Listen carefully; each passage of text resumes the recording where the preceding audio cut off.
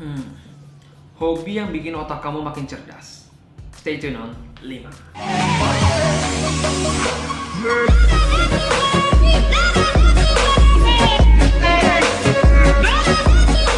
Yes, welcome back to 5 sama aku Kevin Hendrawan, dan kali ini kita akan ngomongin soal 5 hobi yang bikin kamu jadi cerdas. Karena ternyata setelah dilihat-lihat ada hobi yang bikin kamu semakin cerdas dan ada hobi yang sebetulnya nggak terlalu berguna. Ataupun mungkin ada hobi yang nggak berguna tapi membuat kamu senang. Ya ada banyak banget tipe hobi anyway. Tapi di sini aku akan kasih tahu hobi-hobi yang bikin kamu tuh berkembang gitu ya, otaknya semakin cerdas. Yang pertama, membaca. Nah, ini anak SD juga tahu ya. Hobi sederhana ini bikin otak kamu makin cerdas dan wawasan makin luas. Bagi sebagian orang mungkin membaca adalah hobi yang membosankan, tapi jangan salah. Kali kalian membaca itu bikin ketagihan. Baca buku itu kan luas banget ya. Kalau kamu hobinya otomotif, bisa aja baca buku otomotif. Hobinya mungkin olahraga, bisa juga baca buku tentang olahraga. Hobinya ngegame, ada juga buku-buku review game yang mungkin bermanfaat buat kamu. Dan membaca itu juga kan melatih otak ya.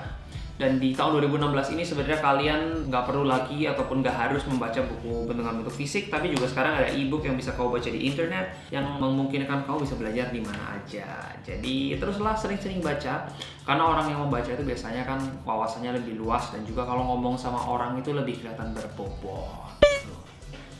That's the first thing. Nomor 2, belajar bahasa asing. Belajar bahasa asing ini juga penting banget ya, apalagi di era globalisasi di tahun 2016 ini. Kalau kamu belum menguasai bahasa Inggris, mendingan buruan. Nanti dunia semakin berkembang, kamu akan semakin ketinggalan. Dan nggak ada ruginya ya belajar bahasa asing. Selain membuat kamu otaknya semakin cerdas, pasti. Dan membuat kamu juga bisa berkomunikasi dengan lebih banyak orang. Jadi kalau kamu keluar negeri, kamu tuh bisa dapetin teman-teman baru dan memperluas koneksi. Bisa aja mungkin suatu hari bisa jadi relasi bisnis ataupun jadi suami istri, pacar, kan kita nggak tahu ya.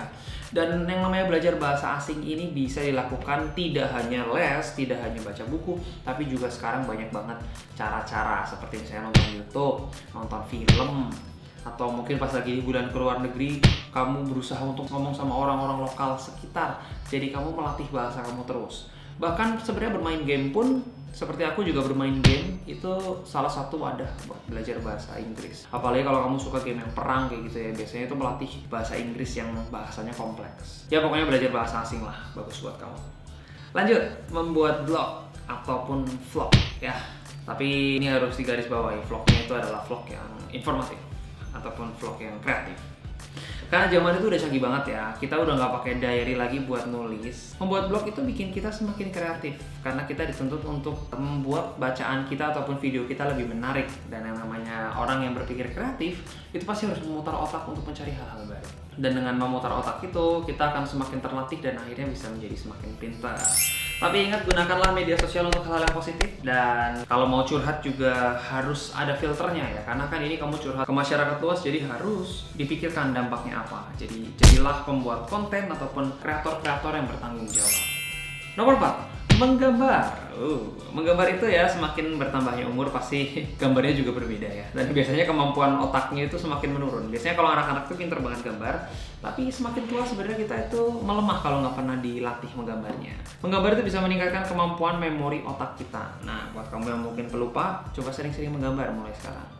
Pokoknya intinya menggambar itu membuat memori otak menjadi lebih rileks dan biasanya akan bisa mengingat hal-hal yang lebih kompleks dengan lebih mudah. Dan sekarang di zaman sekarang ini juga ternyata ada buku mewarnai khusus untuk dewasa. Tujuannya adalah untuk membuat otak menjadi rileks, membuang stres dan meningkatkan memori. Jadi kalau kamu yang mungkin stres ya, banyak pressure kerjaan, belajarlah mewarnai lagi. Kamu bisa beli buku mewarnai untuk dewasa. Selanjutnya yang kelima adalah bercocok tanam. Ini sedikit surprising, tapi bercocok tanam itu adalah hal yang cukup susah dan cukup capek ya. Apalagi biasanya siang-siang kamu harus berkebun, itu lumayan membuang kalori. Dan juga kita dituntut untuk sabar dan teliti ketika bercocok tanam, supaya tanaman itu nggak rusak ataupun busuk. Jika ingin otak menjadi lebih fokus sama cerdas, bercocok tanamlah. Nggak perlu muluk-muluk, mulai dari tanaman-tanaman yang sederhana aja yang mungkin biasa ditanam di rumah orang-orang Indonesia lah intinya. Oke, kalau gitu itulah dia 5 tips yang mungkin bisa aku share. Sebenarnya banyak banget yang namanya hobi yang gak cuma 5, tapi karena nama programnya adalah 5, aku cuma bisa kasih 5 ya. Jadi misalnya main catur dan sebagainya itu kan udah biasa, jadi aku cari sesuatu yang mungkin sedikit berbeda lah ya.